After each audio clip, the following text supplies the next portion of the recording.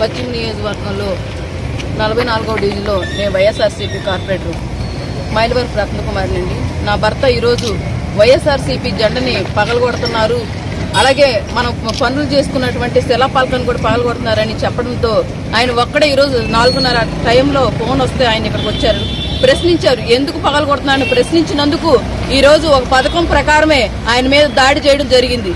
అది చూడండి ఎంతవరకు గాయాలైనది, తల మీద అయింది, మెడ మీద కొట్టారు, కావాలని ఒక్కడిని చేసి ఈ కూటమి వాళ్ళంతా కలిసి ఆయన మీద దాడి చేశారు. ఈరోజు ఆయనకి ఏదైనా జరిగితే నేను మాత్రం ఇక్కడే కూర్చొని ధర్నా చేస్తాను. ఇంతవరకు నేను ఎక్కువ ఎవరితో కూడా మాట్లాడలేదు. కానీ నా భర్తకు కానీ ఏదైనా జరిగితే నేను ఊరుకునే ప్రసక్తే లేదు. ఇదే సెంటర్లో ఎక్కడే కూర్చొని ఏ దిమ్మ కోసం అయితే వాళ్ళు నా భర్త మీద దాడి చేశారో ఆ దిమ్మ నెక్స్ట్ జనసేన దిమ్మ పెడదామని ప్రయత్నించారు. ఆ దిమ్మ ఎలా పెడతారో నేను కూడా చూస్తాను ఈరోజు. అంతేగాని ప్రశ్నిస్తే చంపేస్తారా మనుషుల్ని? మేము చేసిన తప్పేంటి? వైఎస్ఆర్సీపీ జెండా పట్టుకోవడమేనా? వైఎస్ఆర్సీపీ జెండా పట్టుకున్నంత మాత్రాన్ని మనుషులు చంపేస్తారా? అది ప్రభుత్వం వచ్చి ఎన్నాళ్ళైంది? 1 సంవత్సరం అయిపోయిందా? 6 నెలలు అయిందా? ఎంతకాలం అయిందండి ప్రభుత్వం వచ్చి? 1 నెల అయింది. నెలలో ఎన్ని ప్రాంతాల్లో ఎంతమంది దాడులకు గురవుతున్నారు? వాళ్ళు రక్తం కళ్ళను చూస్తే గానీ వాళ్ళకి మనశ్శాంతి కలగట్లేదు. ఈ రోజు నా భర్త చాలా ఇదిగా ఉన్నాడు, బాధగా ఉన్నాడు. నేను ఇంతకన్నా ఒక భార్యగా నా ఆవేదన. ఎందుకంటే మీ ఇంట్లో ఆడవాళ్ళు ఉంటారు, మీ ఇంట్లో ఆడవాళ్ళ మీద ఇలాంటి దాడులు జరిగితే మీకు ఎలా ఉంటుందో ఆలోచించండి. ఒక భార్యగా, ఒక ఆడదానిగా, ఒక ఆడదాని కన్నీరు ఎంతకైనా మీకు దిగదారుస్తుంది. అదోడు గుర్తుంచుకోండి.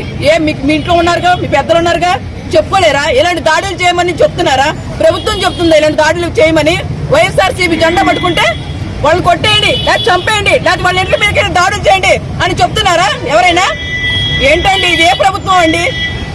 కొంచెం ఆలోచించండి. అధిష్టానాన్ని కూడా మేల్కోనండి, దాడులు ఆపమనండి. చెప్తారు మళ్ళీ మేము దాడులు చేయమంటలేదని చెప్తున్నారు.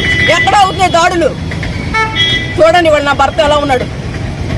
ఇది ఒక భార్యగా, ఒక ఆడదానిగా ఆవేదన అండి. అంటే అర్థం చేసుకోండి. నా భర్త ఏనైతే మాత్రం ఎవరిని విడిపించే ప్రసక్తి అయితే లేదు.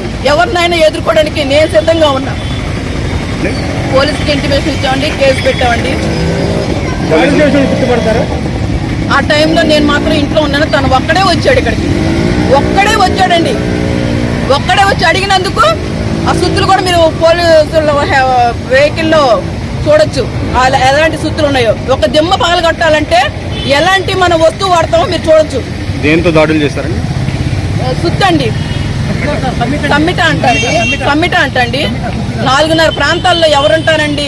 ఎవరికి వాళ్ళు పడుకుంటారు. 4:30 టైం అంటే కావాలని పథకం ప్రకారం చేసినట్లు లెక్క. అయితే ఏ ఇంట్లో మనుషులకు కొడితే ఎలా ఉంటది?